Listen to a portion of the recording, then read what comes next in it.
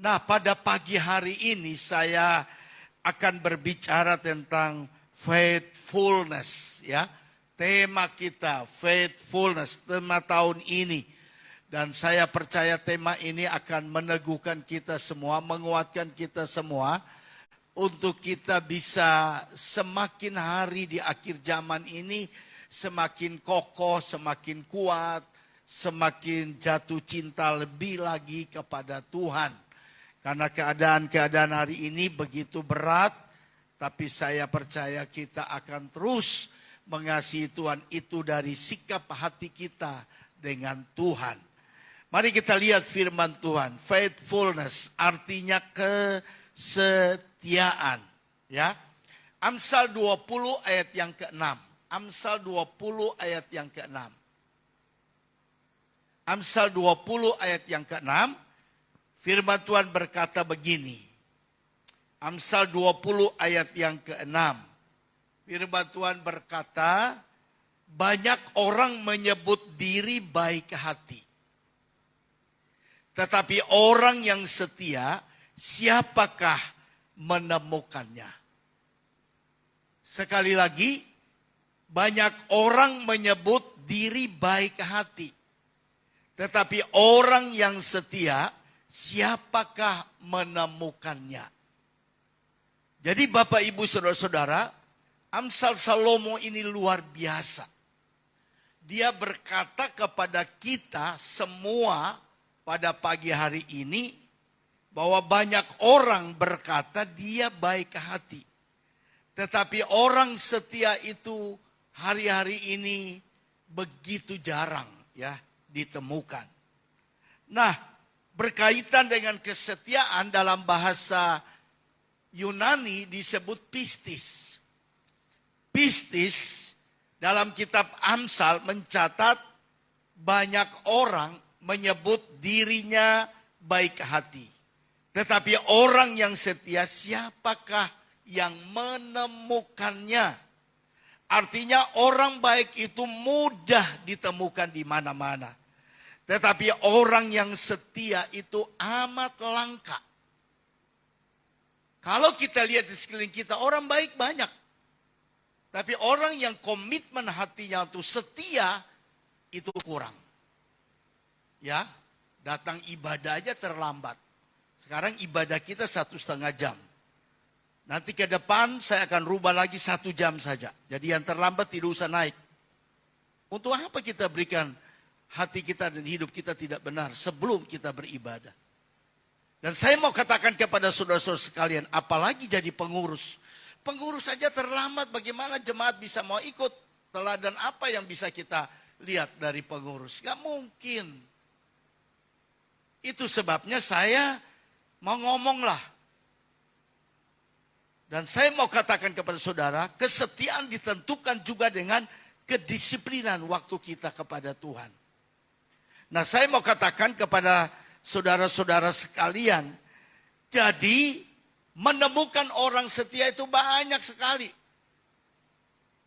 Ya, menemukan orang setia itu kurang, tetapi menemukan orang baik itu banyak sekali. Kesetiaan seseorang tidak tergantung pada sikap orang terhadapnya. Tetapi karena dia memang teguh memegang kesetiaan itu di dalam dirinya. Berkait dengan kebaikan, tak sedikit orang yang merasa dirinya baik. Meskipun dalam hati, tetapi ketika ditanya apakah mereka berani mengaku diri mereka setia, kemungkinan besar yang merasa dirinya baik tidak akan pernah berani berkata, saya setia. Kalau ditanya baik, oh ya saya orang baik. Saya memberikan persembahan, saya menolong orang-orang miskin, orang susah. Saya melakukan kebaikan. Dia bilang saya baik. Tapi untuk setia dan berani menyebut diri setia, banyak orang tidak berani berkata saya setia. Saudara-saudara, saya punya komitmen hati yang kuat kepada Tuhan sampai akhir hidup saya. Saya tetap setia kepada Tuhan. Jadi dalam bahasa Indonesia, kamus bahasa Indonesia, ditulis bahwa banyak orang mengaku dirinya adalah kawan. Tetapi yang betul-betul setia sukar ditemukan. Banyak orang berkata, kita bersahabat, kita kawan. Tetapi kadang-kadang di tengah kesusahan, ada banyak masalah, sahabat meninggalkan kita. Itu membuktikan bahwa dia tidak setia kepada kita sebagai teman. Kesetiaan seseorang terhadap orang lain teruji di saat kesukaran, di saat masalah, di saat ada tantangan. Itu baru bisa dibuktikan. Kalau kita senang-senang saja, baik-baik saja, ya kita bisa setia. Tapi coba di tengah masalah, di tengah pergumulan yang kita hadapi dalam rumah tangga, keluarga, pribadi kita, bisa setia atau tidak? Kesetiaan seseorang terhadap orang lain teruji di dalam kesukaran, kesulitan hidup. Ada bahasa berkata ada gula, ada semut. Jadi biasanya tuh kalau orang baik, tuh banyak yang dekat sama kita. Tapi kalau ada masalah, saudara-saudara, sekalipun kita baik, orang akan tinggalkan kita. Jadi memperlihatkan kepada kita bahwa dalam keadaan baik, banyak orang siap dan senang menjadi kawan, sahabat. Tapi ketika kesulitan hidup menerpa kita, seseorang dalam hidup ini banyak orang menghindarinya. Ya, istilah sekarang cuci tangan, saudara-saudara. Itu sebabnya di dalam Amsal 19 ayat yang keempat mengatakan kekayaan menambah banyak sahabat, tetapi orang miskin ditinggalkan sahabat. Ini punya arti yang baik, arti yang bagus sekali. Kalau kita kaya, banyak orang datang kepada kita, banyak sahabat datang kepada kita. Tapi ketika kita miskin, tidak punya apa-apa, satu-satu meninggalkan kita. Nah, di sini kita diajar penuh untuk kita bisa faithfulness, kita bisa setia kepada Tuhan di dalam segala hal yang Tuhan berikan kepada kita. Dan Alkitab berkata bagaimana dengan hidup kita saat ini? Masih memiliki komitmen setia kepada Tuhan, setia kepada pasangan hidup kita, keluarga kita, setia kepada sahabat-sahabat yang ada dekat dengan kita, setia dengan gereja di mana kita beribadah, setia dengan pelayanan yang Tuhan percayakan kepada kita atau tidak. Sebab banyak orang dipilih, ya, banyak orang dipanggil, tapi orang yang setia itu sangat langka, saudara-saudara. Di dunia ini, kita sedang ada dalam penggenapan firman Tuhan tentang akhir zaman hari-hari. Karena ada penampian untuk Tuhan akan menampi orang-orang yang setia kepadanya. Nah, kita tahu Bapak Jokowi bilang 2022 tahun suram. Kemudian dia bilang tahun 2023 tahun yang gelap dan suram. Tapi saya percaya orang yang setia selalu dibuka jalan bagi kita semua. Yang percaya, katakan amin. Orang baik mudah ditemukan karena kebaikan sering merupakan akibat dari merasakan perbuatan baik orang lain. Ya, jadi orang kalau berbuat baik sama kita, kita mau baik sama orang itu. Ya, tapi Alkitab mengajar kepada kita prinsip firman yang luar biasa. Bukan hanya sekedar orang baik, kita baik sama dia. Dia jahat sama kita juga, kita tetap baik sama orang itu. Itu yang Tuhan ajarkan dalam firman bagi kita. Kebaikan terjadi karena tindakan balas budi. Biasanya begitu. Kita ingin membalas budi kepada dia. Tapi Tuhan mengajarkan kepada kita di dalam segala hal kita berbuat baik. Dan kita punya komitmen untuk setia sampai akhir hidup kita. Setia sampai kita mati. Orang baik itu banyak jumlahnya. Tapi orang setia tetap bersikap baik. Meskipun dia telah dihianati. Dia telah disakiti. Nah, itu yang luar biasa yang Tuhan cari. Orang baik walaupun dihianati, disakiti, didendam, dibenci. Tapi dia tetap setia saja. Itu yang orangnya diberkati Tuhan. Itu sebabnya saudara-saudara kita tidak boleh membuat perbedaan-perbedaan di antara kita. Semua orang harus sama di hadapan Tuhan. Semua orang harus diterima oleh Tuhan.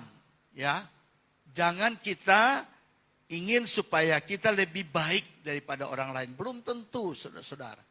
Yang Tuhan cari bukan baiknya. Tuhan cari baik dan setia. Yang percaya, katakan amin. Tuhan cari orang baik dan orang setia dengan Tuhan. Nah, itu sebabnya kita sedang berada di akhir zaman. Yoel 2 ayat 1 dan 2. Tiuplah sangkakala di Sion dan berteriaklah di gunungku yang kudus. Biarlah gemetar seluruh penduduk negeri. Sebab hari Tuhan datang. Sebab hari itu sudah dekat. Suatu hari gelap gulita, kelam, kabut. Suatu hari berawan, kelam, pekat. Seperti fajar di atas gunung-gunung terbentang. Suatu bangsa yang banyak dan kuat. Yang serupa itu tidak pernah ada sejak purbakala. Dan tidak akan ada lagi sesudah itu turun-temurun pada masa yang akan datang. Ini berbicara tentang Israel, saudara-saudara. Saya mau katakan kepada saudara-saudara bahwa di tengah masa yang gelap, memang ini masa gelap. Ya, kita bilang tadi Yoel, keadaan dan kondisi kurang baik, betul. Dengan terjadinya krisis ekonomi melanda dunia, kita harus tetap setia mengiring Yesus sampai kepada akhir zaman. Kalau Alkitab bilang kepada kita bahwa terjadi resesi ekonomi, terjadi kesusahan dalam hal keuangan, itu tanda-tanda akhir zaman. Memang sudah ditulis dalam kitab Wahyu. Dan kita perlu berjaga-jaga mempersiapkan diri dengan baik. Nah, saya mau mengajarkan 3 tokoh yang kita harus ikuti menjadi teladan, menjadi contoh di dalam kesetiaan mereka kepada Tuhan. Sehingga kita juga bisa menjadi orang yang punya komitmen hati setia kepada Tuhan. Ya, walaupun ada hujan, datang ibadah. Walaupun kita capek, letih bekerja, kita tetap mau datang beribadah dan melayani Tuhan. Orang-orang itu seperti itu yang Tuhan cari dan Tuhan berkati. Dia tidak akan mengalami kesulitan apapun di dalam hidup ini. Tuhan selalu ingat dia dan Tuhan selalu buka jalan bagi dia. Dan Tuhan selalu memberkati dia. Karena dia mencari Tuhan lebih dari segala-galanya. Yang pertama adalah kita belajar dari hubungan Ayub dan sahabat-sahabatnya. Ya, di dalam Ayub 1 ayat 1 dikatakan, ada seorang laki-laki di tanah Uz bernama Ayub. Orang itu saleh dan jujur. Ia takut akan Allah dan menjauhi kejahatan. Ayub itu, orangnya bersih, jujur, takut akan Tuhan, ya. Dia saleh, dia hidup kudus, hidup berkenan kepada Allah. Tapi Tuhan izinkan lewat setan dia dapat ujian yang berat. Saudara-saudara, Tuhan izinkan Ayub mengalami ujian yang berat. Kalau kita baca di kitab Ayub, saudara-saudara, Alkitab berkata hartanya habis. Anaknya semua mati, saudara-saudara. Ayub sendiri mengalami sakit yang luar biasa. Ya, Alkitab berkata dalam keadaan itu Ayub tidak berbuat dosa. Dan tidak menuduh Allah yang menghakimi dia, menghukum dia. Enggak. Dia tetap menerima semua yang Tuhan buat di dalam diri Ayub. Dia tidak menggerutu, tidak marah, tidak mengomel. Tidak menuduh Allah berbuat yang kurang patut kepada dia. Tidak. Luar biasa Ayub ini, saudara-saudara. Dalam Ayub 2 ayat 11 dan 13, ini persahabatan Ayub dengan teman-temannya. Dalam Ayub 2 ayat 11 sampai 13, pada titik ini kita bisa belajar sahabat-sahabat Ayub yang setia menemani Ayub. Bayangkan Ayub dalam keadaan berat, sahabat-sahabatnya datang kepada dia. Menghibur dia, mendoakan dia, mendampingi dia. Karena sahabat-sahabat ini setia banget sama Ayub. Ayub yang kena masalah, tapi sahabat-sahabat mereka tidak jauh, tapi mereka mendekat kepada Ayub. Ketika mereka mendengar kabar tentang penderitaan yang menimpa Ayub, ketiga sahabat itu, yaitu Elifas, orang Teman, Bildad, orang Suwa, serta Sofar, orang Naama. Mereka bertiga datang. Kehadiran mereka memperlihatkan dengan jelas bahwa mereka sungguh-sungguh orang yang bersahabat, Yang ditulis dalam Amsal 17 ayat 17 berkata begini. Seorang sahabat menaruh kasih setiap waktu dan menjadi seorang saudara dalam kesukaran. Jadi saudaranya Ayub dalam keadaan kesukaran. Mereka menaruh kasih mereka yang lebih kepada Ayub. Mereka turut bersimpati. Mereka turut merasakan apa yang Ayub sedang alami. Penulis kitab Ayub mencatat ketika mereka memandang dari jauh, mereka tidak mengenal lagi fisik daripada Ayub. Ya. Dan di situ ketika mereka melihat Ayub, mereka menangis. Mereka mengoyak jubahnya. Dan mereka menabur debu di atas kepala mereka. Lalu mereka duduk bersama dengan Ayub 7 hari 7 malam. Ini sahabat yang sejati, sahabat yang baik. Jadi kalau kita bersahabat dengan orang, tetap pelihara kesetiaan kita dengan mereka. Jangan bermusuhan dengan mereka. Kalau kita bermusuhan dengan orang, untuk apa kita berdiri di mimbar sini dan kita khotbah? Semuanya nol besar. Walaupun kita hebat pujiannya, hebat penyembahannya, tapi nol besar kalau kita tidak bisa menerima orang lain apa adanya. Karena tidak semua orang itu benar, banyak salahnya. Tidak semua orang itu dia harus bisa mau mengenakan kita. Tidak. Ada banyak orang dalam keadaan kurang. Tapi ada banyak orang dalam keadaan kelebihan. Lihat kelebihannya, bukan lihat kekurangannya. Jadi kita tetap membangun persahabatan dengan siapa saja. Seperti sahabat-sahabat dengan Ayub. Dia menderita, susah, sakit setengah mati. Tetapi sahabat-sahabat mereka datang. 7 hari 7 malam tidur dengan Ayub. Seorang pun tidak mengucapkan sepatah kata kepada Ayub. Karena mereka melihat bahwa sangat berat penderitaan Ayub. Meskipun mereka bertiga pada akhirnya ditegur Allah. Karena memaksa Ayub mengakui dosa yang tidak pernah dibuatnya. Sesungguhnya mereka peduli akan nasib Ayub. Jadi karena mereka peduli kepada Ayub. 3 orang ini akhirnya berani. Udah kamu ngaku dosa saja. Dosa apa yang kamu buat sehingga Tuhan menghukum kamu. Anak-anak diambil, harta dia habis. Kamu sakit menderita seperti ini. Ngaku dosa saja. Kebanyakan kita juga begitu kan. Kalau datang malah orang. Udah ngaku dosanya aja. Padahal belum tentu orang itu sakit karena dia berdosa. Kita tidak boleh terlalu cepat untuk menghakimi orang. Menjudge it seseorang. Saudara-saudara, mereka ngomong itu kepada Ayub. Mereka mendorong Ayub mengakui dosanya karena mereka tidak ingin sahabatnya itu mendapat hukuman yang lebih besar dari Allah.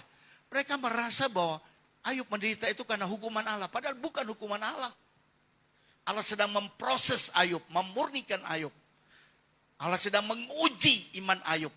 Apakah dia akan keluar menjadi orang-orang yang luar biasa atau tidak. Menarik sekali. Ayub pun tetap menganggap mereka sebagai sahabat. Bahkan mau mendoakan mereka. Luar biasa enggak Ayub ini? Udah dibilang ngaku dosa, ngaku dosa.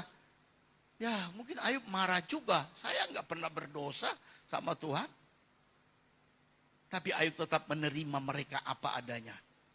Ayub tetap menghargai mereka seorang sahabat. Yang datang menemani dia 7 hari 7 malam. Kelihatannya baik Ayub maupun para sahabat. Memahami bahwa perbedaan pendapat yang ada di antara mereka.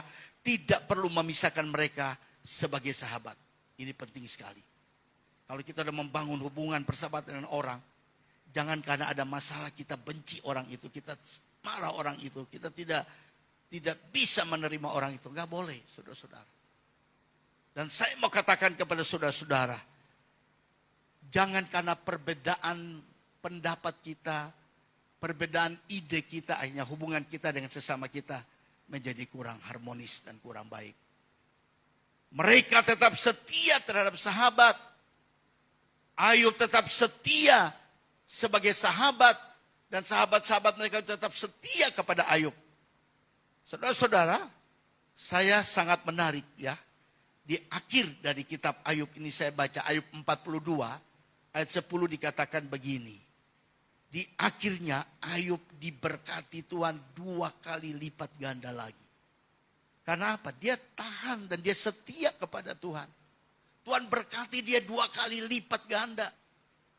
Apa yang pernah hilang di dalam diri Ayub itu dikembalikan oleh Tuhan. Anak-anaknya yang hilang 7, Tuhan kembalikan lagi 7 orang. Harta yang begitu banyak, kambing, domba, lembu, hilang, Tuhan berikan kembali kepada Ayub. Sakitnya yang begitu berat, Tuhan sembuhkan dia. Karena apa? Kesetiaan Ayub kepada Tuhan. Kesetiaan Ayub dengan sahabat-sahabatnya membuat mereka dipulihkan oleh Tuhan. Saya berdoa supaya kita juga bisa memulihkan hubungan kita dengan siapa saja. Jangan menyimpan kepahitan, dendam, iri kepada siapapun. Kesetiaan membuat kita orang-orang yang diberkati Tuhan. Seperti Tuhan memberkati Ayub. Yang percaya, katakan amin. Amin. Haleluya. Itu sebabnya hope harus setia. Dimanapun kita berada, tetap setia kepada Tuhan. Jangan mundur, jangan jauh dari Tuhan. Tetap setia. Tantangan memang ada, kesulitan memang ada. Tapi orang setia itu yang dicari oleh Tuhan. Di tengah masa sukar, masa sulit, Tuhan hanya mencari orang yang setia. Itu sebabnya hubungan kita dengan siapapun harus menjadi manis, harmonis, supaya Tuhan memberkati kita. Saudara-saudara, William Barclay berkata begini, kesetiaan itu artinya layak untuk dipercaya. Luar biasa enggak? Kesetiaan itu adalah layak untuk dipercaya. Jadi kalau kita setia ya, orang lihat kita, wah orang ini dia setia dengan Tuhan ya. Orang lihat iman kita, orang lihat kerohanian kita, orang nilai kita semua. Dan akhirnya kita menjadi orang-orang yang bisa menjadi teladan, menjadi contoh bagi orang lain. Ya, kita harus menjadi orang yang layak dipercaya. Itu paling penting, saudara-saudara. Percaya dalam perkataan kita, tindakan kita, perbuatan kita, sikap kita. Ya, teristimewa dipercaya dalam hal keuangan. Ini juga penting sekali. Baru Tuhan bisa memberkati akan hidup kita. Ya, berbicara tentang kesetiaan itu mudah, tapi praktiknya itu sangat sulit. Dengar baik. Kalau bicara setia, gampang, mudah. Tapi kalau kita mau praktek kesetiaan itu sukar, sulit sekali. Itu sebabnya hari ini saya mengajarkan kepada kita firman Tuhan tentang faithfulness ini, tentang kesetiaan. Sebab orang yang bertahan sampai akhirnya, kesetiaannya di dalam keluarga, kesetiaannya dengan gereja, kesetiaannya dalam pelayanan, orang itu akan mendapat mahkota upah yang Tuhan janjikan bagi kita. Yang kedua, tokoh yang kedua yang kita bisa contoh untuk kita bisa faithfulness. Yang kedua adalah belajar dari Yesus, orang Nazaret. Saudara-saudara, Filipi 2 ayat yang ke-8 berkata begini, dan dalam keadaan sebagai manusia ia telah merendahkan dirinya dan taat sampai mati, bahkan sampai mati di kayu salib. Ini bukti kesetiaan Yesus. Kesetiaan memang tidak hanya terkait dengan pribadi antara manusia dengan manusia. Kesetiaan juga bisa diwujudkan dalam kaitan antara manusia dengan tujuan hidupnya, manusia dengan misinya.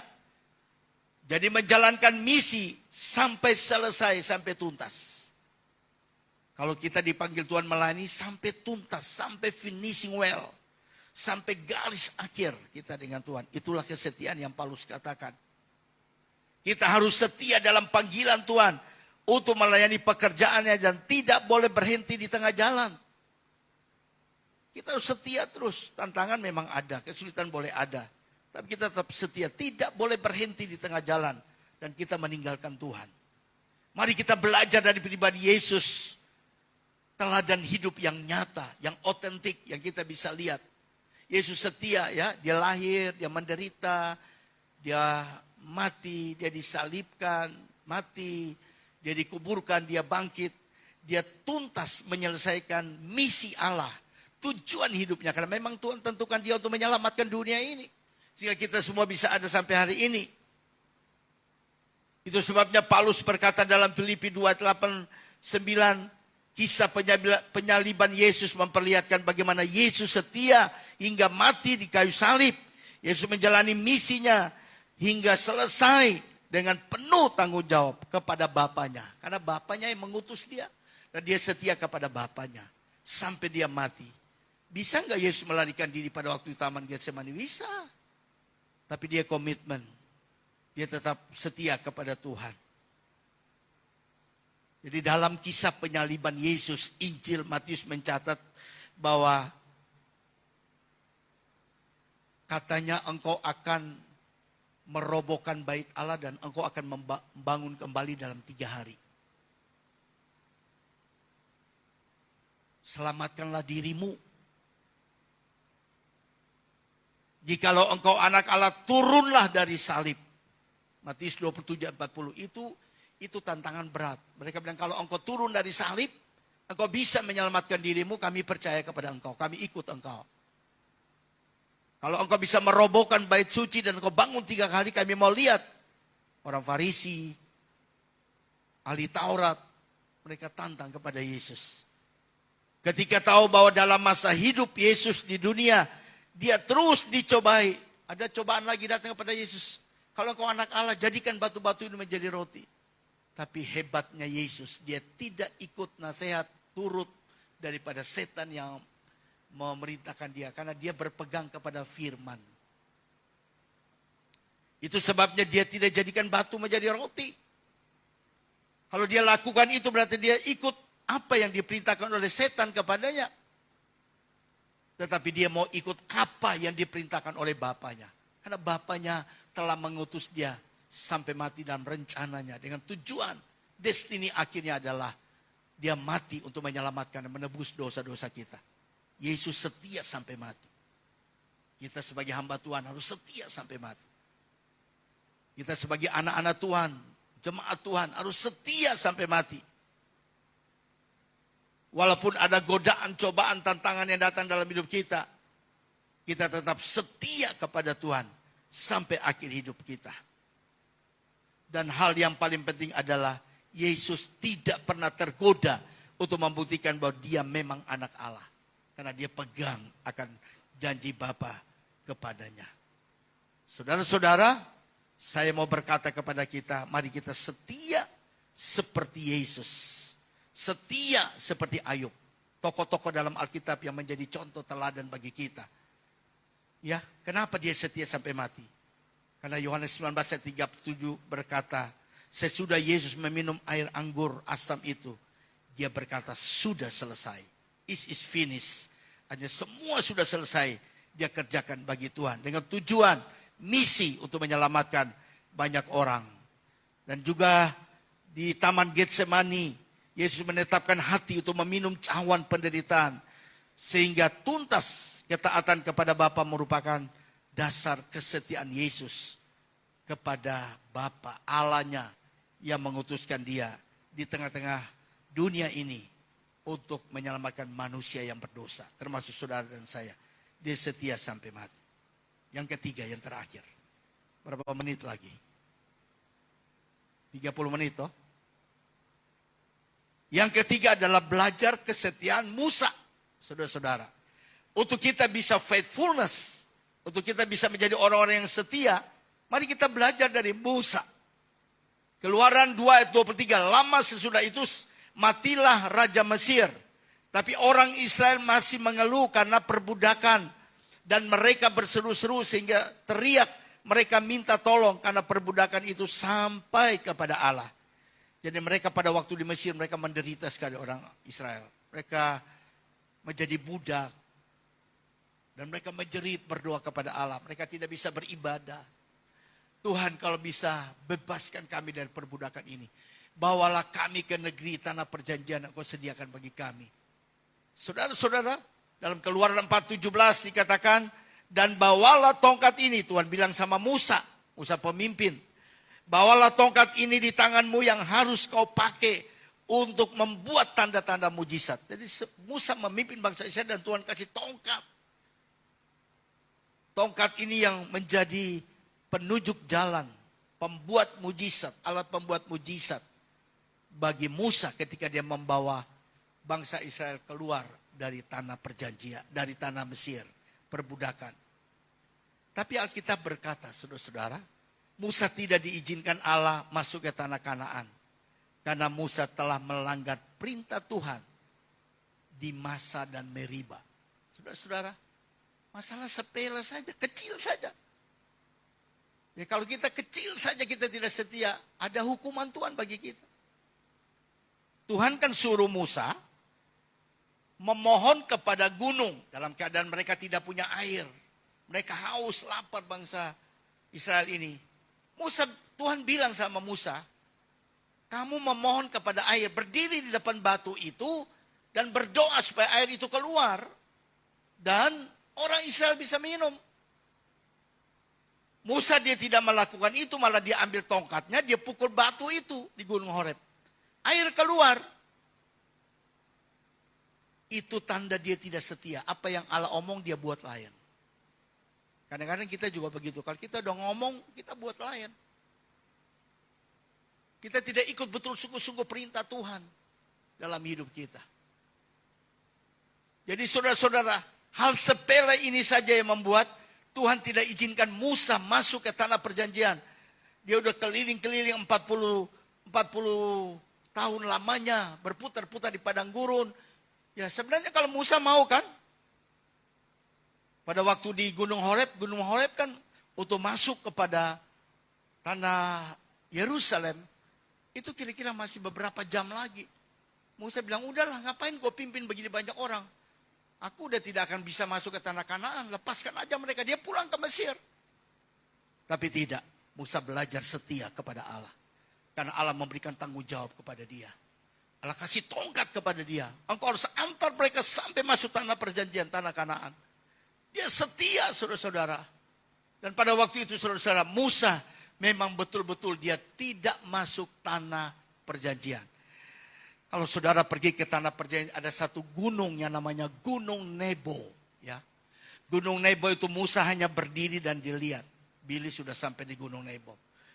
Dan dia lihat, oh Yeriko tanah Kanaan, tanah perjanjian ada di sana. Tapi dia berdiri saja, dia lihat. Tapi yang masuk ke sana ada Kaleb dan Yosua dan beberapa orang Israel. Yang lain di mana?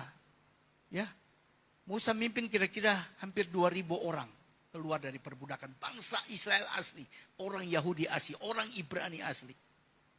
Tapi mereka berputar-putar 40 tahun saja, banyak yang mati, banyak yang mati.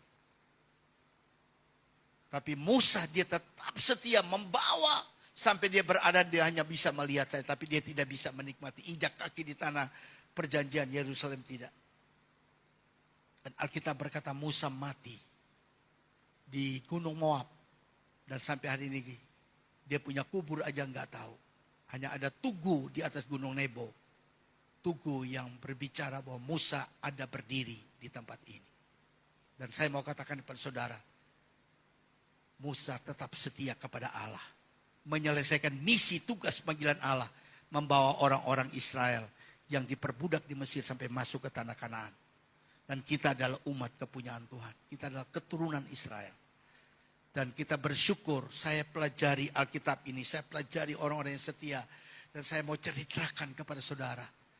Kalau Yesus setia sampai mati. Kalau Ayub setia dalam keadaan yang begitu berat.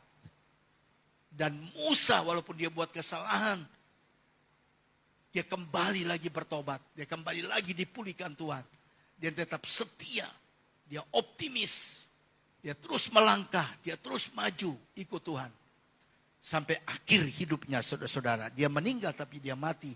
Mati dengan sangat senang dan luar biasa. Karena dia telah melakukan misi Allah di dalam dirinya untuk menyelamatkan umatnya, bangsa Israel. Tuhan memberkati kita semua. Haleluya. Mari kita bangkit berdiri. Ku tetap setia. Mari cepat kita nyanyikan pujian ini. Kita akan masuk dalam perjamuan kudus. Ya, yang bertugas perjamuan kudus maju ke depan. Haleluya. Kita menikmati kasih dan hadirat Tuhan dalam hidup kita.